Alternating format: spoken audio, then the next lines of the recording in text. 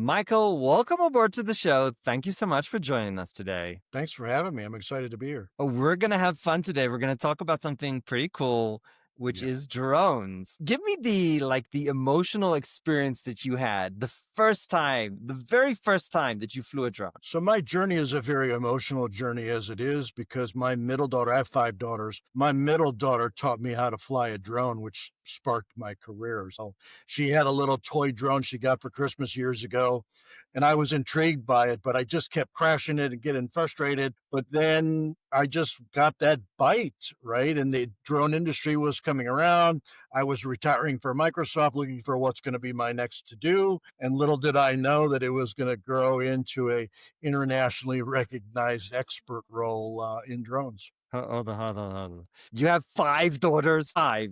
Yeah, five. Okay.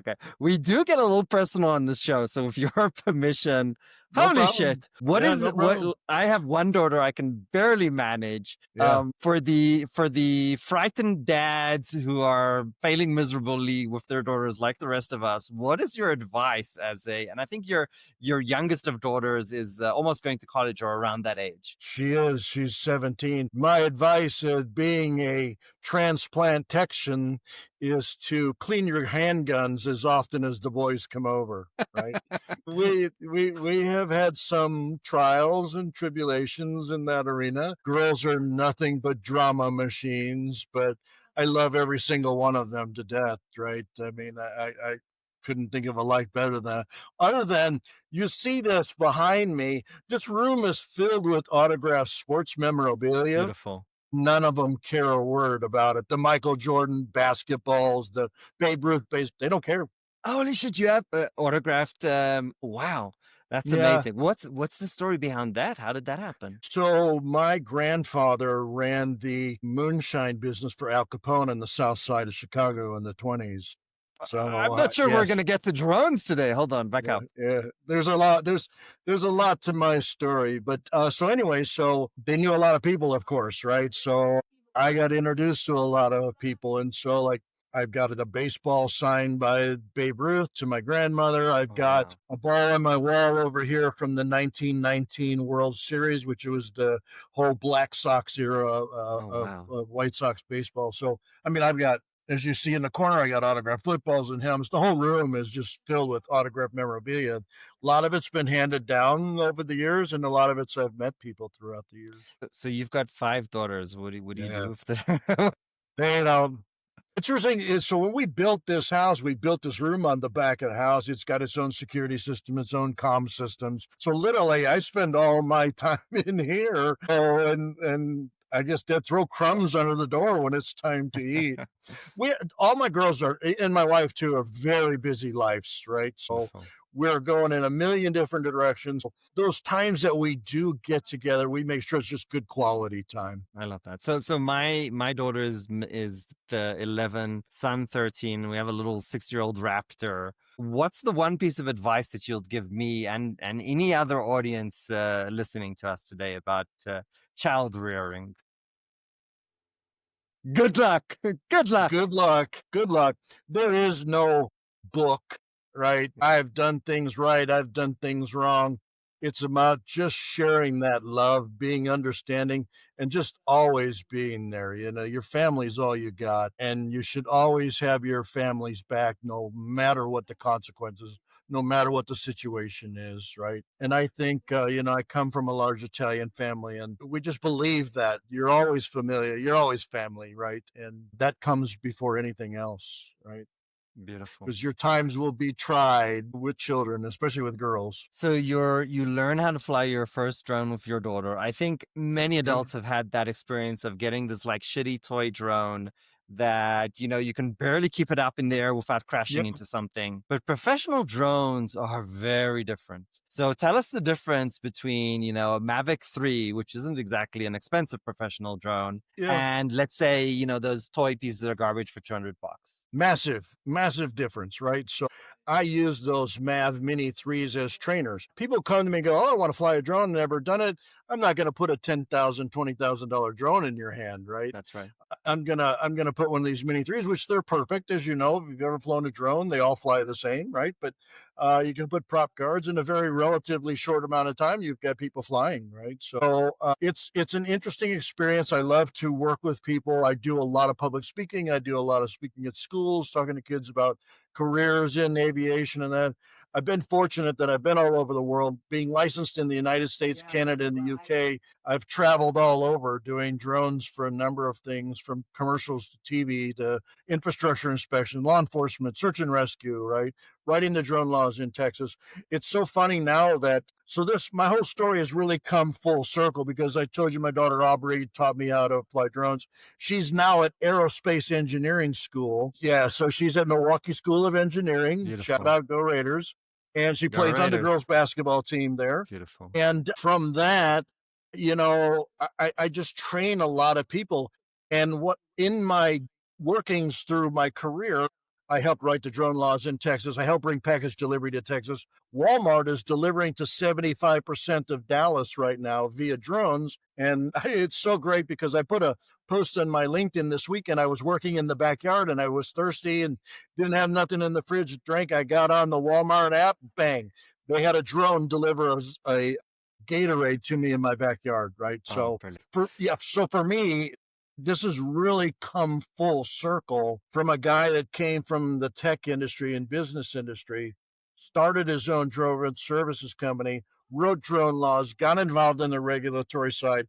Now I do workforce development, helping people get trained to get into jobs, right? So, and then with my daughter at aerospace engineering school, it's really come full circle for me. So it's kind of interesting and just a great pleasure to be a part of it. What a beautiful story. I Yeah, absolutely love that.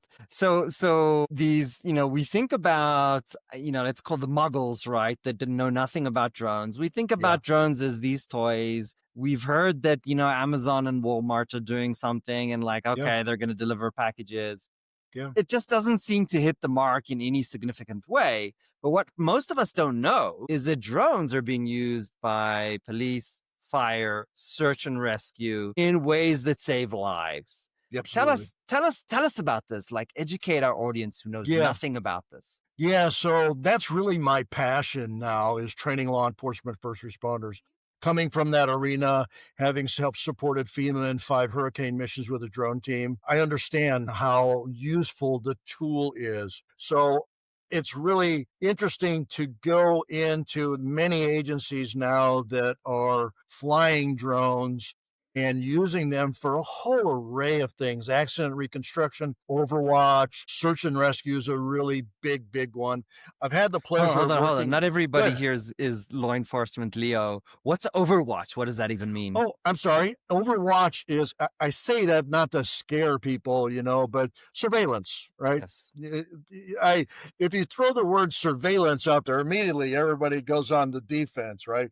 If you throw Overwatch out there, it kind of rolls through the conversation and keeps it a pleasant tone in the conversation. So Fair I enough. apologize, but that's what that is any type of surveillance that they want to do for an Mm. event or whatever it may be. And think like massive sports. They've got a Yes. They've got, a drone that just stays up there for hours because it's got a cable connected to the drone, and it's just making sure everything's okay, nobody's getting hurt, nothing bad's Yeah. happening. I Yeah. mean, they're used in ways that keep the public safe. They're used in ways that actually help find people. I have a friend, police officer. They found somebody lost in a forest, and it was the drone Yeah. flying back and forth. And Yeah. there's so many stories like this almost every day, every week around the world. It's What's so the funny. It's so funny. I hate to interrupt you, but it's so funny that you say that because to feed into that, my neighbors all know what I do, and we live on the back of a lake on a green belt. So when they lose their dogs or cats, they'll get on Facebook and go, "Hey, are you home? Can you help us?" Right. So I'm out looking for animals most of the time I anymore. love that. I just put what's it called? The Apple tags on my my two dogs. Air tags. Yeah, air tags. That's right. So okay, let's get a little serious here. You Yeah. said you participated in search and rescue or some aspect of 5 hurricanes. Give us the like first time, your first hurricane where you were participating in this effort. What did Yeah. that look like? What was the strong, I assume, emotions going through your mind? Kind of Yeah. bring us with you to that journey. Yeah, so it's interesting. So as I'm going along in my drone career, training law enforcement early on, we had a hurricane here in Texas, Harvey, right? So we went down to support our law enforcement friends in South Texas, really trying to figure out how do we use them? How can we use them? Because it's such a complex environment. Because so many things that are going on, right? High stress, no resources. You got to be your own resource, right? And so we went down to Harvey, worked with our law enforcement friends down there, learning what worked, what didn't work. Well, Texas legislator heard about our efforts. I was fortunate enough that I got elected to two of the Texas legislators' committees on what's advanced air mobility. How do we use drones for this kind of scenario, right? So, with that, I was the director of unmanned operations for the Civil Air Patrol, which is the largest search and rescue organization in the world, right? So, that's how I got into it. It wasn't like I just showed up at an event and wanted to do that, right? I would highly advise anybody not to do that. So, I had an already into it. So, what happens is when we get there, the useful tool that we have is the drone. A helicopter has a difficulty getting into a close area to see if maybe somebody's trapped in their attic. Where I can take a drone, fly in an open space into an attic, look around inside of an attic, see if anybody's inside there, right? Or if there's anybody on the rooftop or anywhere around it, where a helicopter has more difficulty getting into that to be able to see that. So for us, we can deploy drones into there. We use the GPS locations to report back to the helicopter. If there is someone there, then they can airlift them out of there, so to speak, right? And then a good portion after all that happens is mapping the area for erosion control. They want to see before and after pictures of an area after a storm runs through. So historically, they're keeping those records to see how bad is the damage, what do they need to repair, all of those things. So it's a whole series of things that we coordinate with drones, helicopters, and airplanes to collect data, find people, all kinds of things that need to be found, located, and understood. Is so just to flip the picture for a second, let's say Yeah. I'm the one who's lost. I Yeah. hear the drone flying above me. Is there something that, if you want to be found by the drone, you should do? Or like, how do you interact with this technology if you're in trouble? Yeah, that's a great question, right? So don't ever grab at the drone. Don't ever throw something at the drone. Unless you Because want to if lose your fingers, that's Yeah, yeah, well, that too, and if you down the drone, then you've lost your search efforts, right? They're yeah. not gonna find you. So, if you're in a situation like that, and I pray that you're not, I would find the most open area you can find. Hopefully, you'll be able to get yourself to that area. And then, drones aren't like helicopters and airplanes that have to be at 5 or 600 feet. I can be at 75 feet and look and see what color your eyes are. I can drop a thermal blanket in a bottle of water to you. I can Yes. communicate through a speaker to you and let you know that my ground efforts are on their way to you. So I would say that is the biggest thing because if you're in too much cover, no one's going to see you. But if you are in a situation like that, get to an open area where we can find you, we can get to you and get you out of that situation. Brilliant. I love that. You said like don't go to an event. Obviously, don't go to an event, but Leo Fire, they are actually looking to volunteers. What is the process? I would love to do this. What's the process that an individual needs to go through from, a muggle who knows nothing about drones to get their training seven? We'll explain what Yeah, that is, I guess, and yeah, then actually volunteer with their local efforts. What would that look yeah. like? So that's what Uncrewed Aerospace does. That's my company. We are a drone consultancy and training company that we train and consult companies globally. So we have online and in person to get your Part 107. And what I'll explain briefly to your listeners is what's the difference. The And FAA looks at what's a 107? That's what I'm going to explain. Yeah, that's what I'll Go for it. explain because it kind of helps understand, right? So, how the FAA looks at you is in two aspects as a drone pilot. You like to fly drones, just put them on your Instagram, Facebook. You're not making any money. You can take what's called the FAA trust test. It's a little 20-minute test online that you can take, but it'll give you a certificate that says, I understand the airspace. I understand flying the rules. I am not doing a commercial operation. And you are in compliance with the FAA. If you want to commercialize it, you want to be a drone service provider, you want to work for a company, you want to trade and do whatever, then you're actually a commercial drone operator. You have to go to a course such as ours. We teach you everything you need to know to go past the FAA Part 107 exam, which is the commercial drone pilot's license exam that everybody has to have, right? If you're going to be a commercial drone operator, it's a very tough test. You have to get a 70% on the test. You got 90 minutes to take the test, but we teach you everything you need to know to pass that test. But once you get that license, it's very much like your driver's license, right? Now you're able to figure out, drive, fly your aircraft, right? So that's really the first steps for anybody, is to differentiate that. Along with that, a lot of people come up to me and say, what drone do I buy? I tell them, don't go spend a $5,000 drone because you're going to crash it. And when you do, you're out a $5,000 drone versus a $50 drone, and they fly the same. Your skills will get better and better, and you'll advance. So that's how I advanced in my career. I have 25 drones, and as I got a client and my skills advanced, I bought a drone for that. I bought a partner for that. And so you're going to do that the same. So start off with something reasonable, stay away from objects, and you'll learn to fly. It's a great experience. You know, there's something very beautiful, I think, about learning the material. You're learning about aviation, right? You're learning Yeah, about forces yeah, and wind and lift and, yeah, forces on the drone. I mean, there's something I think very very fun about going through the 107. yeah.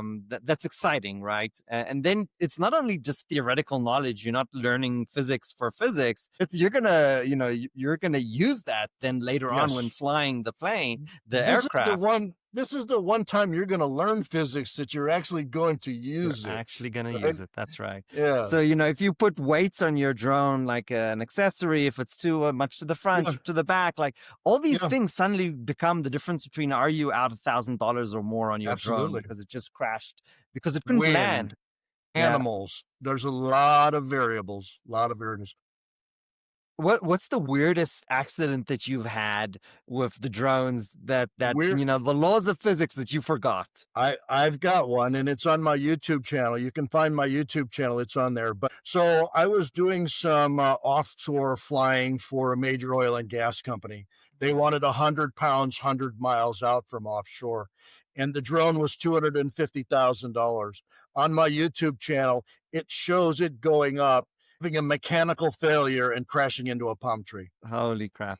Well, So I guess mechanical failure, you're off the hook. yeah, Yeah, but I mean it happens. that's true. What happened? I mean, were you on the hook for that or No, the who did insurance company, maintenance? thankfully, right? I mean, I always have a rule that two is one and one is none. So if you have one and it's out and you have a backup, then you continue on for your client. If you don't, you're out of the game. So we always kept a spare and everything was fine. We did an internal investigation, found out it was a bad bearing on it, had dual props, one in the front of the head, one in the back of the head, because it would lift the boxes and deliver them offshore. But Yeah. I've had a lot of stuff. I've had coyotes and birds and bees and bats and all kinds of stuff try to attack my drones. I think it's something with that pitch, right? I've been flying a lot too. I've got over 6,000 hours, over Oh 7,800 wow. missions I've done. I just celebrated my 10th year in the drone industry, right? Wow. So That's a lot. I've had just a lot of stuff that has happened. Some of it's very interesting, and some of it,